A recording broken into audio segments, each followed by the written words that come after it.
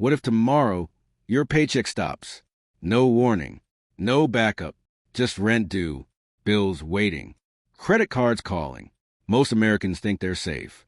They're not. Today, we're answering one simple question. How much emergency money do you really need? Not what TikTok says, not what banks advertise, real-life numbers. Because emergencies don't care about motivation quotes. Meet Sarah. Meet Sarah. She's 34, works full-time, makes about $4,200 a month. She feels responsible. She has savings. $2,000. Sounds okay, right? Then one Tuesday morning, her company downsizes. She's laid off. No severance. Now let's follow the math.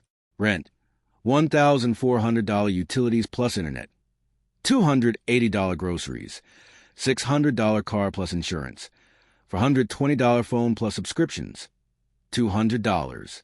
That's almost $2,900 per month. Her $2,000 emergency fund, gone in 3 weeks. Now she's using credit cards. And the debt spiral begins. Reality check. Here's the truth nobody likes to say. Backhand index pointing right, most emergencies last longer than 1 month. Backhand index pointing right job searches take 2 to 4 months on average.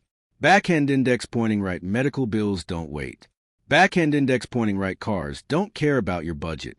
Yet over 60% of Americans can't cover a $1,000 emergency without borrowing. That's not bad budgeting.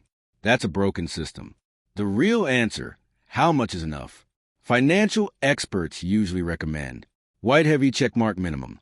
3 months of expenses, white heavy checkmark safer. 6 months, white heavy checkmark unstable income, up to 9 months. Notice, not salary, expenses. Big difference. If your monthly survival cost is $3,000, 3 months equals $9,000, 6 months equals $18,000. That number feels huge, but compare it to credit card interest, eviction risk, stress, lost opportunities. Suddenly it's cheap. Why most people fail? People don't fail because they're lazy. They fail because crossmarked everything costs more, crossmark wages stay flat, crossmark life keeps happening, crossmark saving feels impossible. So they rely on credit. And credit feels like safety until it isn't. How to build an emergency fund. Start small, not perfect. Small. Here's a realistic method. Backhand index pointing right, first goal. $1,000 buffer backhand index pointing right. Then 1 month of expenses backhand index pointing right. Then slowly build to 3 to 6 months. Automate $50 to $100 per paycheck. Treat it like a bill. Put it in a separate high-yield savings account. Do not invest emergency money. This is protection money, not growth money. The real purpose. An emergency fund doesn't make you rich. It makes you free. Free to say no. Free to leave toxic jobs. Free to breathe when life hits. It buys time. And time is the most expensive asset. So how much emergency fund is enough? Enough to survive life without destroying your future.